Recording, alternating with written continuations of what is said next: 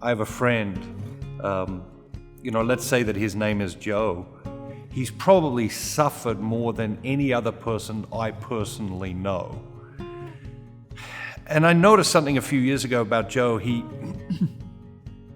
Every time we would go to a social gathering, he would end up speaking to the most unlikely people. And he would almost exclusively spend this time, whether it was an hour or 2 hours or 3 hours, with this one person, always a different person at any social gathering. And after observing this for a while, I took Joe aside and I said, Joe, what's going on? How do you, when you walk into a room, you walk into a party, how do you decide who you're going to talk to? He said to me, I look around the room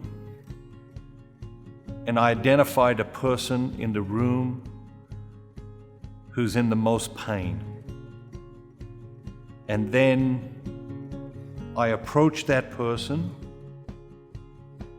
and just try to ease their pain in whatever way I can in the time I have with them. Sometimes, you hear about or read about things that are related to the faith, and you can struggle to think, how do I apply that to my life? What does that mean to me right here, right now? One of the beautiful things about the works of mercy is that they're so practical, they're so applicable to our lives. When we think about comforting the afflicted, I don't want to give you a dozen things, to think about today. I just want you to think about this one thing. To develop the habit of, when you go into a room, when you walk into a room, any room, to look around and see who's in pain, who's suffering, who is the afflicted, or who is the most afflicted, the most suffering, who's the person in most pain in the room, and to approach that person and to ease their pain in some way. It's countercultural, it's counterintuitive.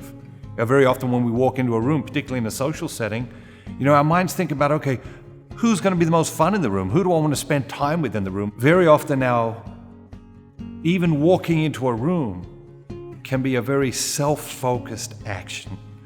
And the works of mercy and all of Christianity is designed to draw us out of ourselves, to switch the focus off of ourselves and onto God and others. And that's a thing of beauty.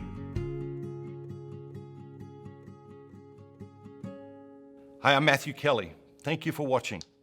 Every day we're releasing new videos and videos from the archives of the last 30 years. So click the button below and subscribe so that you can get notifications and be aware of all the great content that can have a powerful impact on your life.